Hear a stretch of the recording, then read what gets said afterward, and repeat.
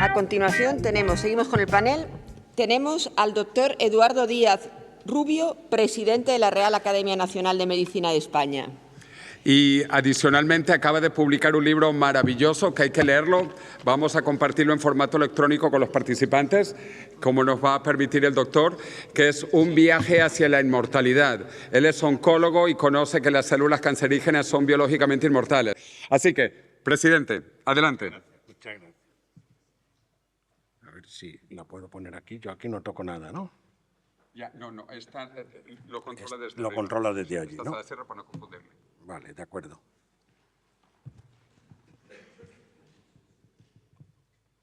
A ver la siguiente.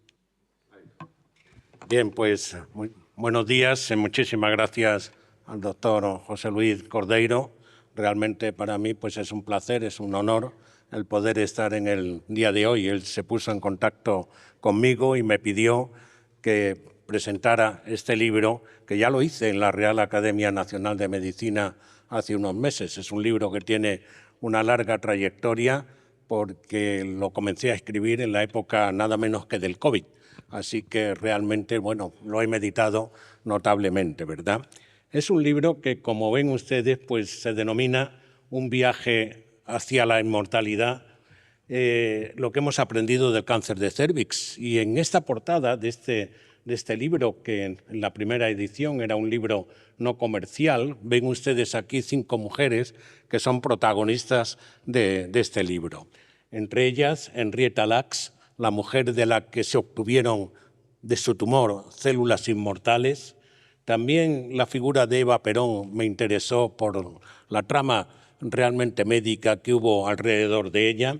Y otras 2 mujeres que saqué de la historia, que también se supone habían tenido un cáncer de cérvix, que era Isabel la Católica, una mujer muy recatada, y también Paulina Borghés, la hermana de Napoleón, que por el contrario tuvo una vida pues muy promiscua y muy licenciosa.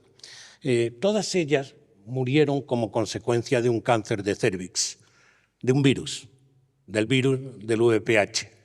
Un virus endémico, un virus que en el momento actual se calcula que mata alrededor de 300.000 mujeres al año en el mundo, a pesar de que realmente tenemos posibilidades de diagnóstico precoz y a pesar de que tenemos vacuna.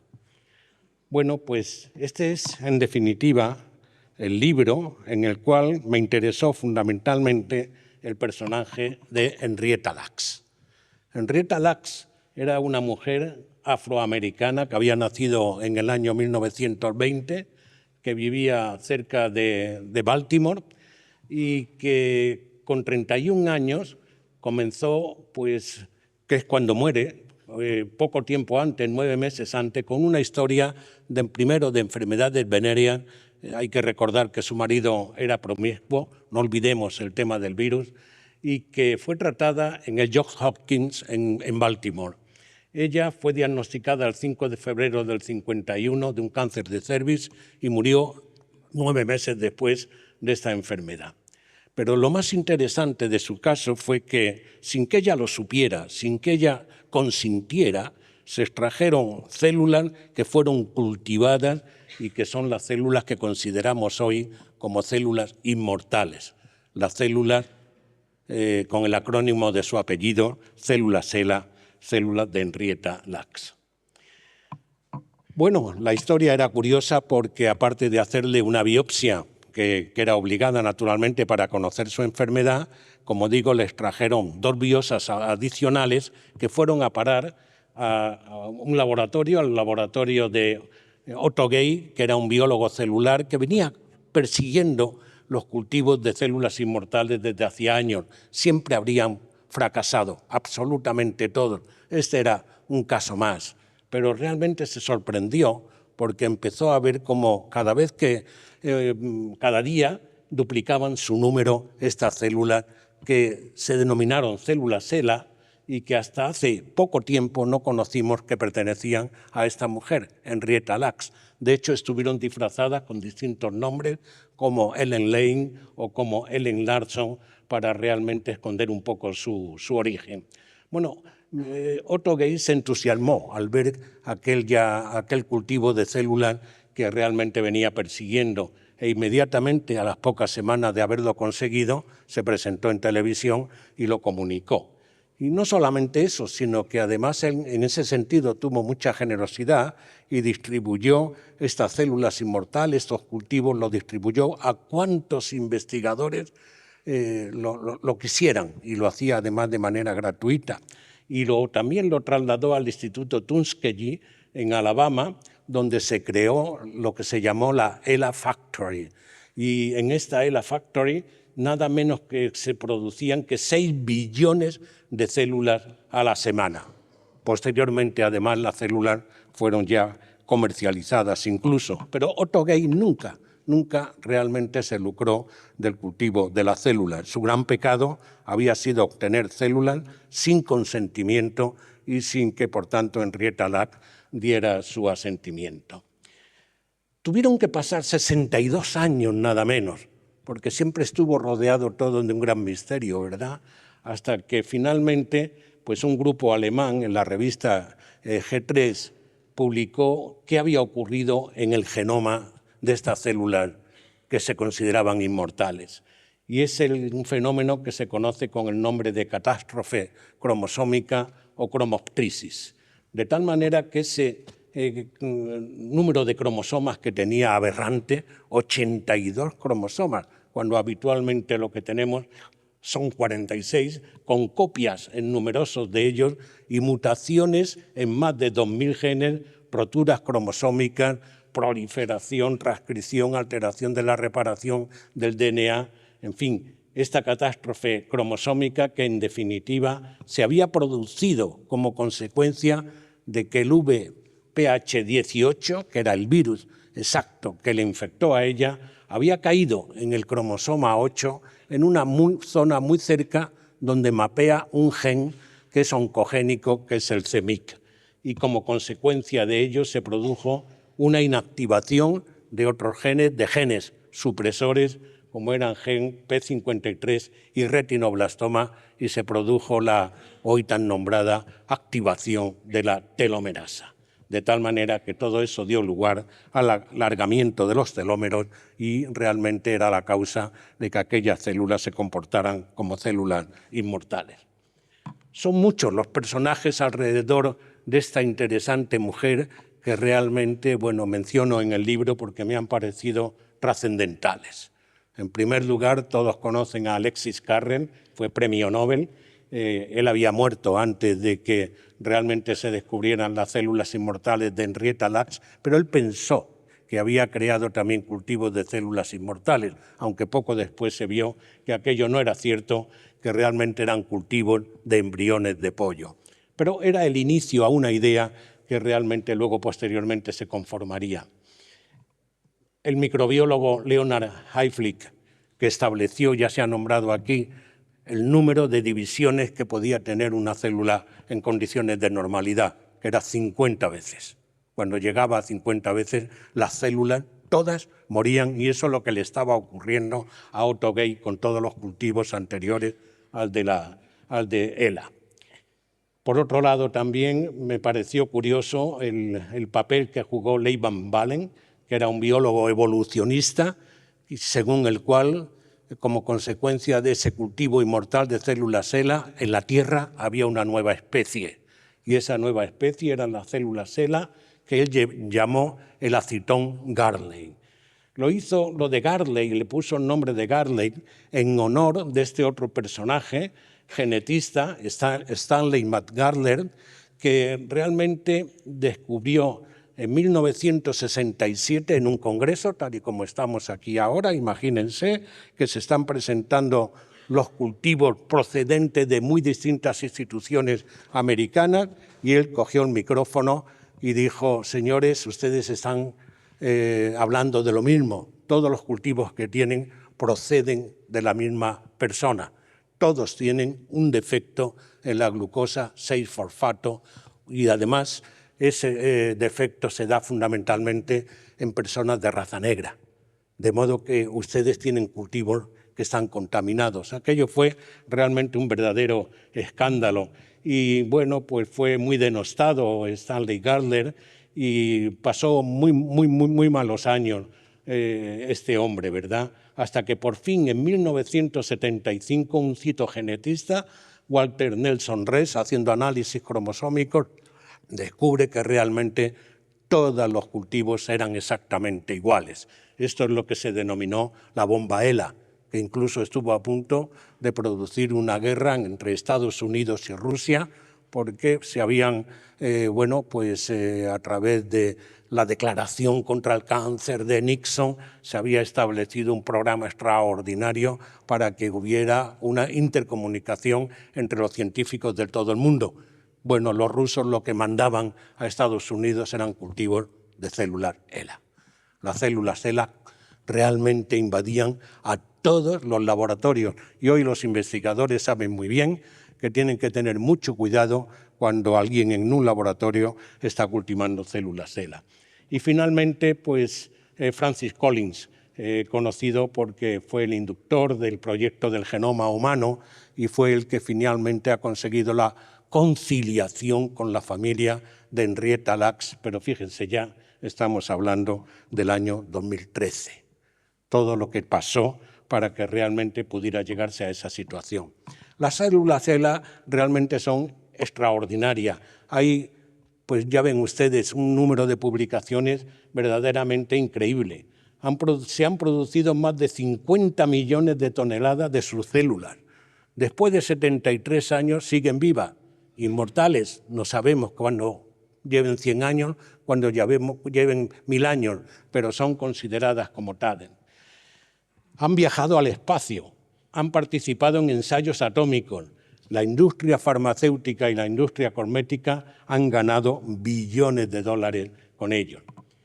Y entre otras contribuciones a la medicina, pues están la producción de fármacos de anticuerpos monoclonales que hoy utilizamos en el día a día en el campo de la oncología, también en el campo de la hematología, también en la enfermedad de Parkinson, investigaciones sobre el cáncer, el SIDA, el herpes, en fin, un sinfín de enfermedades.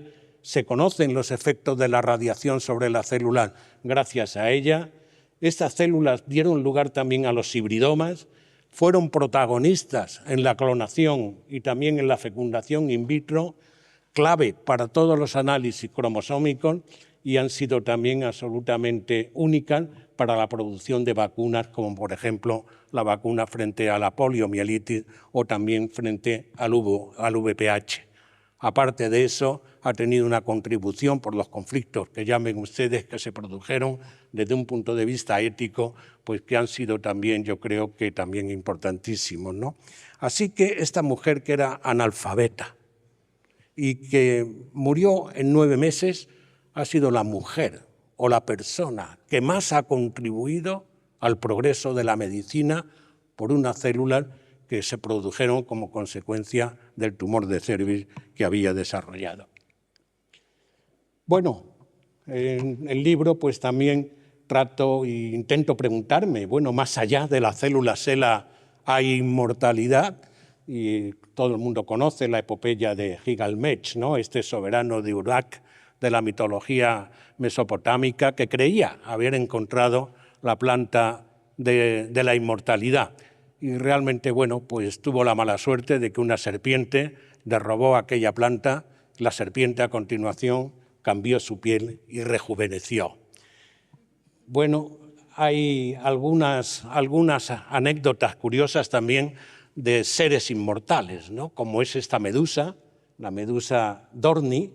Es una medusa que está constituida por células adultas, pero esas células adultas no envejecen porque inmediatamente se van transformando continuamente en células pólipo y así se produce un ciclo permanente.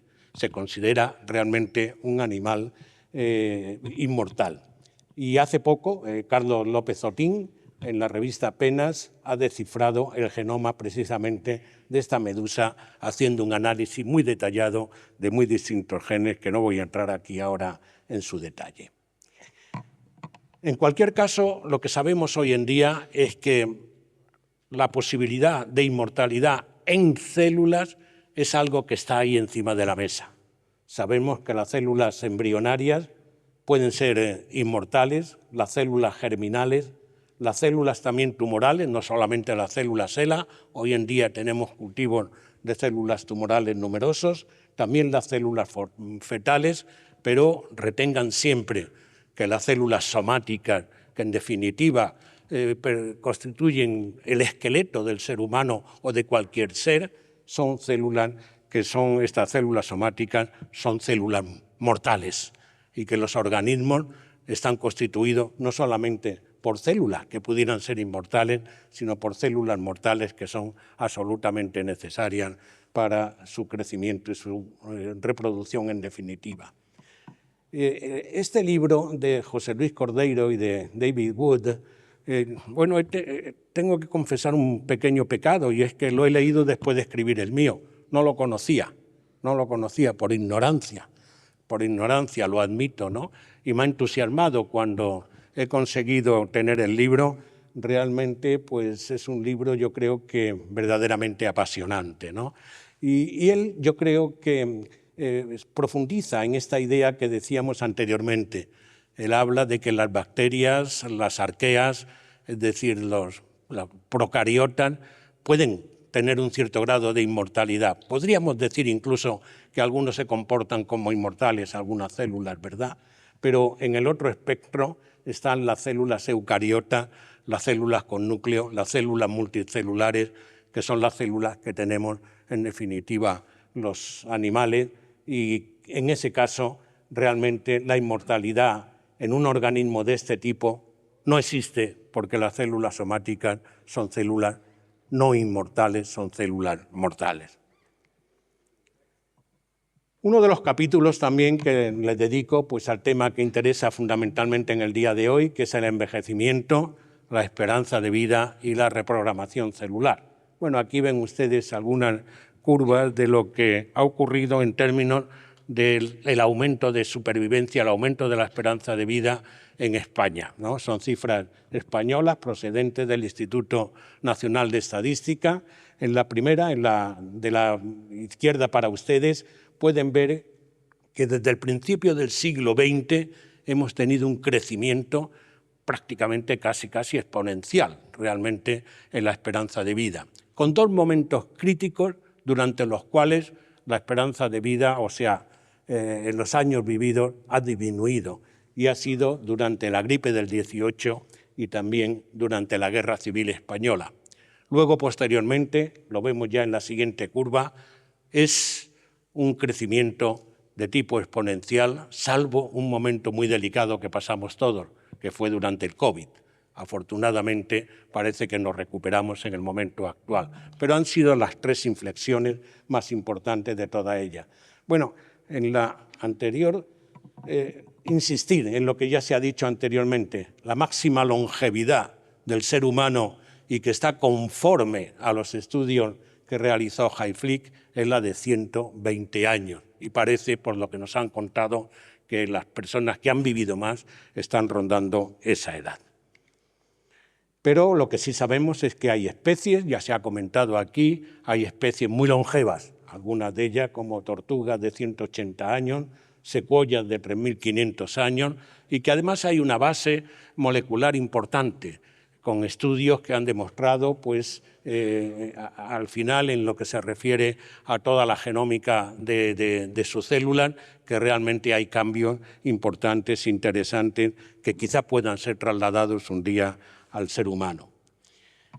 Yo quiero hacer también aquí homenaje a esta mujer, a Elizabeth Blackburn, que fue Premio Nobel de Fisiología en el año 2009 por descubrir lo que también llevamos toda la mañana hablando, descubrir la telomerasa, realmente que es la que permite la duplicación del ADN, y que escribió el libro de la solución de los telómeros, aunque realmente el libro como tal a mí, en fin, no me llegó a llenar porque quizá a lo mejor estaba contaminado por la participación de alguna otra persona que le quiso dar un concepto, vamos a llamar, entre comillas, esotérico, ¿no? Cuando tenía base científica suficiente para haberlo descrito de otra manera.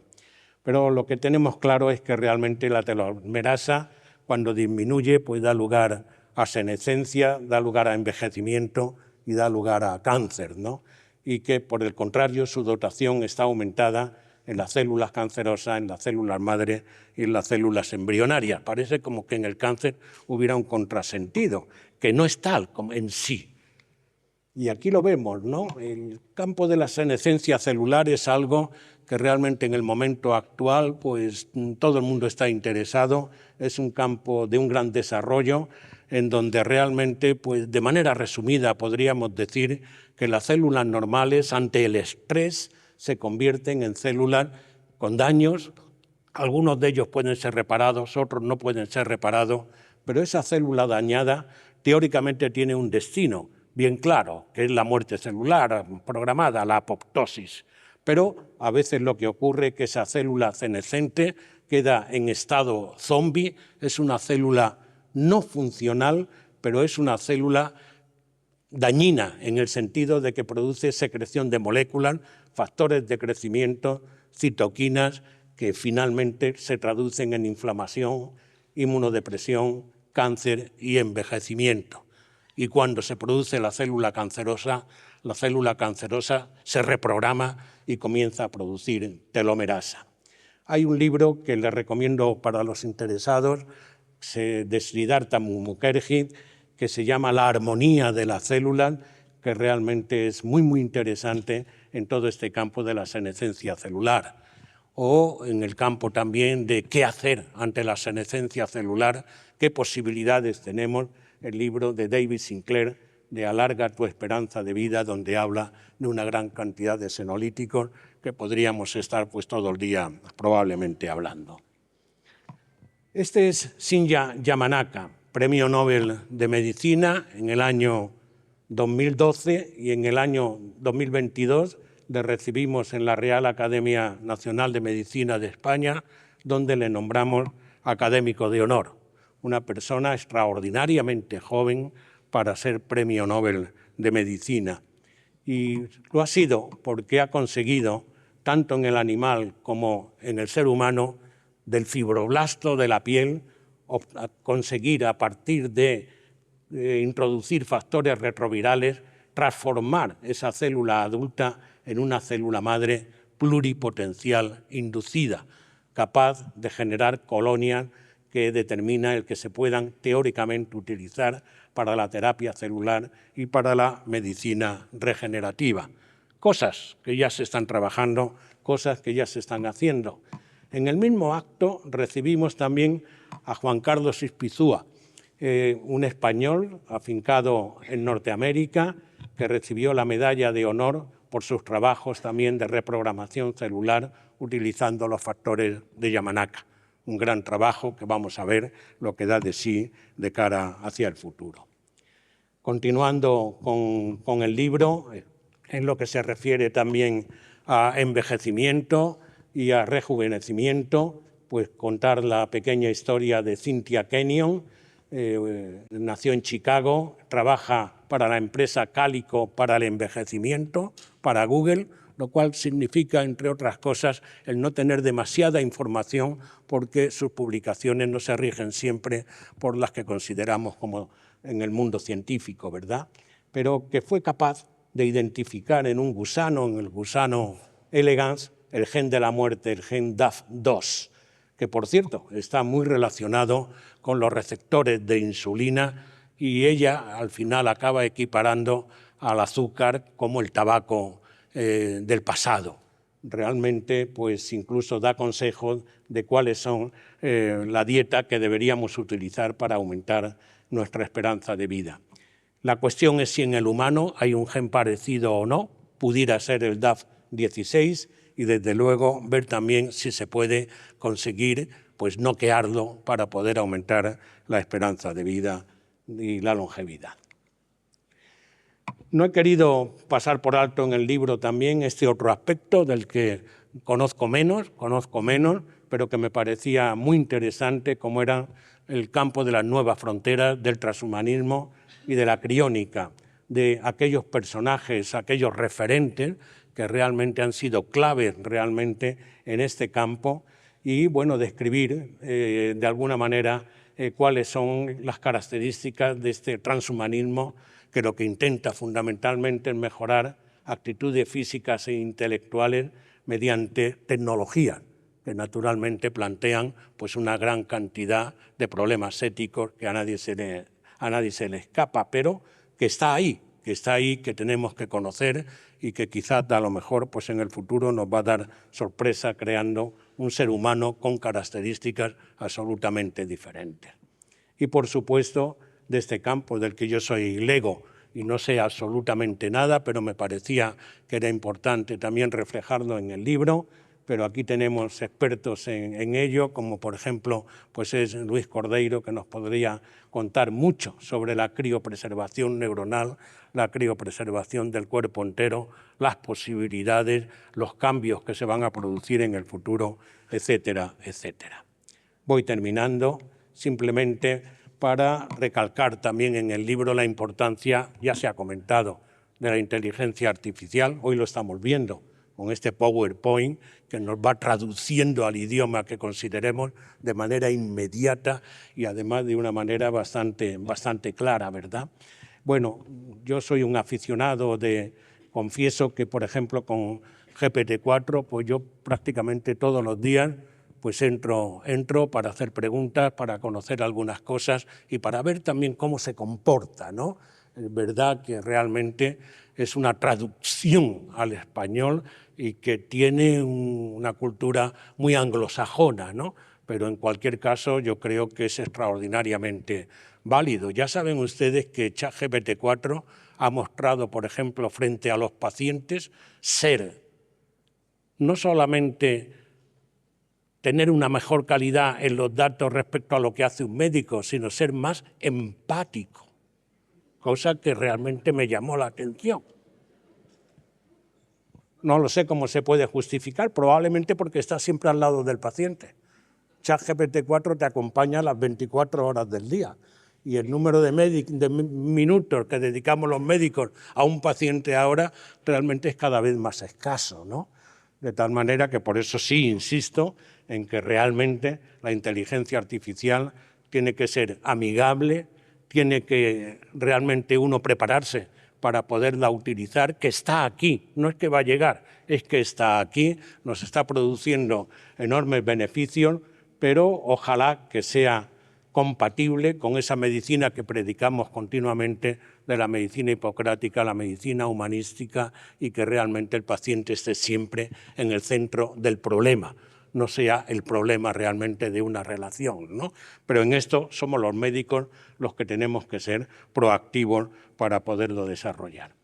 Y simplemente terminar con esta reflexión. Esta reflexión es tomada de Alvin Toffler, un escritor, sociólogo y futurista que a mí siempre me gustó mucho y que en su libro, El shock del futuro, dice: los analfabetos del siglo XXI no serán aquellos que no sepan leer y escribir, sino aquellos que no sepan aprender, desaprender y reaprender. Me parece que esto es importante y todos lo sabemos. Todas las cosas que tenemos grabadas y que hemos aprendido de cuando estábamos recién graduados de medicina, pues realmente se nos han quedado ahí. Nos cuesta mucho olvidarlas porque las cosas han cambiado y tenemos que ir evolucionando. Pero realmente tenemos que hacerlo. Y finalmente ya para decir que mi intención con este libro no era una intención de comercialización del libro, ni era una intención de otra naturaleza, era simplemente porque quería comunicarlo en la Academia de Medicina, quería dárselo también a los oncólogos, que es mi profesión, yo soy oncólogo médico, y por eso se hizo una tirada que era una tirada pues limitada y una tirada de distribución absolutamente gratuita. Eso me obligó a tener que hacer alguna segunda edición. Con eso yo creía que había cubierto el cupo, pero resulta que, bueno, que hay personas que también se interesan más allá del mundo de la medicina por estos temas, por lo cual pues, me he visto obligado, por un lado, a tener una versión digital. Todas las personas que están aquí pueden descargarla gratuitamente entrando en la Fundación ECO, la página web de la Fundación ECO. Esta es una fundación de excelencia y calidad en oncología que ofrece este tipo de servicios y si no, pues ya próximamente, la semana que viene, quizás podamos tener la tercera edición que pueda ser ya de acceso para todas las personas a través de plataformas como es, por ejemplo, la de Amazon. Muchísimas gracias, José Luis, por haberme dado la oportunidad. Se sienta 2 segundos, nos vamos a sentar todos. Bueno, esto ha sido una clase magistral, bueno, las 3 presentaciones. Vamos a ir rápido a una sesión de preguntas y respuestas, por favor.